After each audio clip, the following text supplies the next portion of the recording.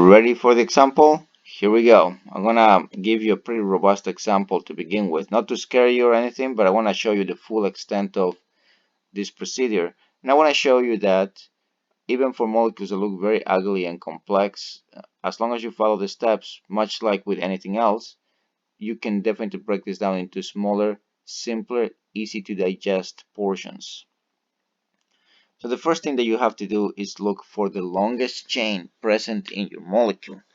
You want to start from one end of the carbon and you want to go through the other end. And if you do have multiple bonds like alkenes or alkynes being present, make sure that your longest chain that you are coming up with contains that double bond or triple bond. Now you might have said, well, why not start from this end, right? You could say this carbon right here. If you do that, let's see how many carbons we have, right? We have 1, 2, 3, 4, 5, 6, 7, or 8. Or alternatively, 1, 2, 3, 4, 5, 6, 7, 8, 9. Okay, so we could have 9. That looks a lot longer. But let's count just the pink region and see what we have. We have 1, 2, 3, 4, 5, 6, 7, 8, 9, 10. So the pink region is actually the longest region that contains carbon in a linear fashion.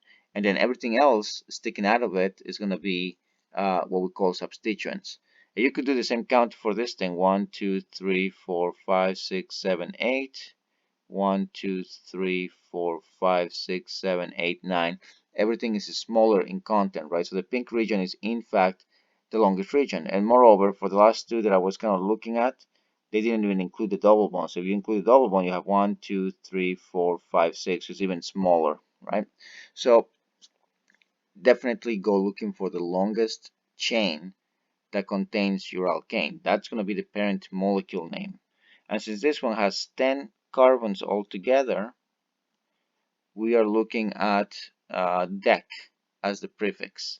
We also have an alkene, so this is going to be decene as the name of the molecule.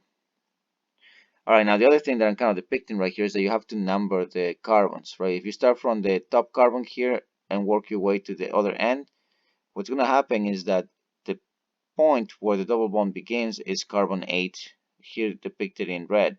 But if you start from the down carbon and work your way up to the other end, the carbon where the double bond begins is now carbon 2. You definitely want to make sure that for these numbers that you give the lowest number to the functional group, which is your alkene. Alright, so that means that we're going to be using the blue, pretty likely. Alright, so the other thing we do is now we start naming the substituents. We have a chlorine group sticking out, that's known as chloro. We have one single carbon sticking out, that's methyl. Then over here we have two carbons that stick out of the oxygen that's directly bound to the parent chain. That means that this is known as eth. Because of the oxygen, this is oxy, so ethoxy. Alright, and then here come the funky ones, right? You have your four carbons, and this one only has 3 carbons. So this is some kind of butyl, some kind of butyl, some kind of propyl. Specifically, the one here where you're attaching from the middle, this is a linear 4 carbon chain, but you're attaching from the middle. So this is not butyl, it's actually sec-butyl. And this one right here, which has 3 carbons and attaches to the middle, is known as isopropyl. Now this one right here, if you look carefully, you'll say that, okay, the longest carbon chain within it is 3 carbons. So that looks like an isobutyl type of fragment. But you're not attaching from the end, you're attaching from the middle. So this is, in fact, tert-butyl. So these are all the substituents present in this particular molecule. Alright, so what we do now is we have to arrange them in alphabetical order. And remember that sec and tert don't count, at least initially, for the alphabetical purposes. So we have B, E, I, M, and C. So it looks like B is going to be the first one. So tert-butyl and sec-butyl are contenders. Now in this case, the only way to differentiate between them is to actually look at the italic prefix. S comes before T, so definitely sec-butyl will be the first one, tert-butyl will be next. After that, chloro is the next in alphabetically speaking after B, right? So B first, then C. After that, we have E for ethoxy, I for isopropyl, and M for methyl. So that will be the order in which you're going to have to arrange these substituents. And the way this goes is that you first write the substituents and you end it with the name of the parent molecule, which in this case is the pink chain that I highlighted in the organic molecule here. So we'll start by first placing sec-butyl, then tert-butyl, right? So there, the second, the third, we use them to differentiate the two from each other, and also alphabetically. After the butyl, we use chloro. After the chloro, we have ethoxy. After ethoxy, we have isopropyl. After isopropyl, we have methyl. And after methyl, we have the scene. All right, so the name of the parent chain. All right, now notice also what I'm doing here. I'm introducing the numbers for the red to depict where exactly the chloro group, the ethoxy group, the sec-butyl group, the isopropyl group, the tert-butyl group, and the methyl groups are located on the chain. And also, I separate the numbers with a hyphen, right? The same way that I separate sec and tert with a hyphen, I do the same thing for numbers. And if you have leather, number, and leather, so basically a number sandwiched by letters, make sure that you have hyphens on both sides of the number. All right, so sec-butyl is in position 5 based on the red count. 7 for tert-butyl based on the red count. So everything here on the red count is accounted for in terms of that direction going clockwise on the pink parent chain. And desin is, 8 because that's where the double bond begins in the chain. If we follow the blue chain, the numbers are as follows. First of all, desin starts at carbon number 2. So now you have 2 desin at the end. After that, the methyl is at position 2 for the blue count. So you have 2 methyls. You have carbon 4 where tert-butyl attaches. So there is a 4 for tert-butyl. At position 5, you have isopropyl. So isopropyl is at position 5. Sec-butyl is at position 6. So here is 6. 7 for ethoxy. And 9 for chloro, right? So you have everything here. Now, the way you choose between these two alternatives is that you want to make sure that if you do have alkenes or alkynes present, you have to give priority in terms of lowest number to that functionality. So having 2 desin versus 8 desin is definitely the better choice. Okay, so lowest value for that double bond, or if you had a triple bond, for the triple bond as well. Okay, we're gonna do another example to see, if we're grasping the idea.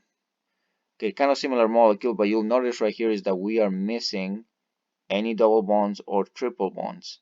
So automatically, this is just a regular alkane. And now the rules for how you determine the numbers are gonna be slightly different, right? Here you don't have to give priority to the double bond or the triple bond. It's just gonna be based on coming up with the lowest numbers for the assignments here. But you will have to pick the longest chain. And there's a number of ways in which you can go about this. Notice that here we have on one end 1, 2, 3, 4 before we hit the biggest portion of the chain. But over here you have 1, 2, 3, and 4. Here you have 1, 2, 3, and 4. So there's actually 3 potential entry points into the structure. Now what you want to make sure to do is to use the longest chain that contains multiple bonds in it, if there are multiple bonds, but also that contains the highest number of substituents. That's how you're going to name this thing. So between the 3 chains right here, the ones that have more substituents are the blue chain and the pink chain. So they look like contenders. All right. This one though, you basically start at this carbon, right? So you go 1, 2, 3, 4, and then if you make the count, you have 5, 6, 7, 8, or you could go this way: 1, 2, 3, 4, 5, 6, 7, 8, or maybe this way: 1, 2, 3, 4, 5, 6, 7, 8. So for the pink one, there's really no difference in terms of the final count. But let's take a look at the blue one. We have 1, 2, 3, 4, 5, 6, 7, 8, 9, or 1, 2, 3, 4, 5, 6, 7, 8, 9. Notice that for the blue one, we could go this way, or we could branch out down here. but you want to choose the chain that has the most functional groups. So the chain that you really want to go with is the blue chain, right? We kind of depicted that. We have a greater value of carbons overall in terms of the longest chain. But in addition, when we get to this truncated form, you want to choose the one in red because the one in red also has additional functional groups. So technically speaking, everything that I highlighted here in the blue contains the most substituents present. Specifically, we have 1, 2, 3, 4, 5, 6, and 7 substituents in this molecule. So this might take a little bit of practice on your part to like fully see where all those substituents are, but kind of go through the options, follow your chain until you basically go from one end to the other. Make sure that your chain contains the longest value, but also make sure that your chain, if there's multiple ways in which you can fork out and come up with the same final number of the chain, make sure that you have the highest number of substituents in it. All right, now with that being said, we have 1, 2, and 3 methyls present, right? Only one carbon. We also have an ethyl group present, sticking out. We have a propyl group present, 3 carbons. We have an isopropyl, since we have 3 carbons, but now sticking through the middle. And then we have sec-butyl, because you have 1, 2, 3, 4, but you're sticking from the middle. Okay, so alphabetically, B looks once again to be the highest priority. After B, we'll go with E.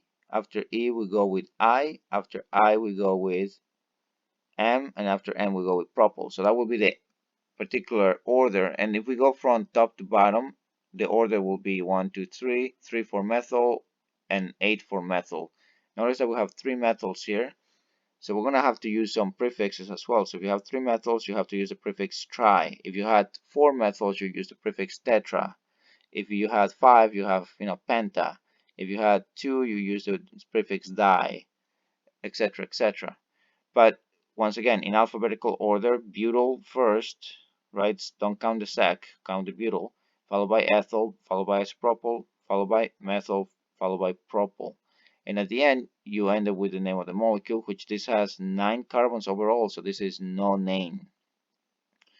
All right, now based on the red count, we have the methyl groups at positions 3 and at positions 8. But because there's 3 methyls, you have to write the 8 twice, right? 2 methyls at position 8. That's what this is telling you. And you have multiple bonds, multiple numbers for the same substituent. Make sure to separate them with commas. And also left and right of the numbers, you use your hyphens. All right. So I think we have the right count. So 5 for sec-butyl, 6 for isopropyl, 7 for ethyl, 4 for propyl. Yeah, so this looks good. Now going the opposite way from bottom to top, the numbers change in the following way. Sec-butyl is still 5, but now ethyl is 3, isopropyl is 4. The methyls go from 388 to 227, and your propyl is at position 6.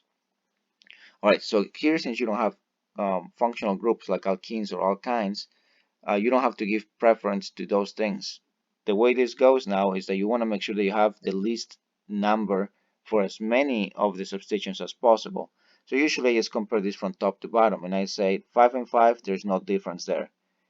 Going from 7 to 3, the number became less, so that's a good. So I would check that as a good mark. Going from 6 to 4, that's a good mark. You decrease the number. Going from 3 to 2, that's good. 8 to 2, that's good. 8 to 7, that's good. So that's basically 5 good marks so far. Going from 4 to 6, that's bad. So that's 1 bad mark. So you had 5 good marks, 1 bad mark. Overall, 4 good marks going from the red to the blue assignment. So the one that wins is the bottom one because you have the most lowering of numbers for the substituents present. All right, this is not what you would do if you had double bonds and triple bonds. In that case, you give the lowest number to the double bond and the triple bond. But here, since we lack any multiple bonds, we just go based on giving the lowest number to as many substituents as possible. Okay, so let's stop the video right here, and on the next one we'll talk about isomerism, cis and trans isomerism, as well as stereoisomerism.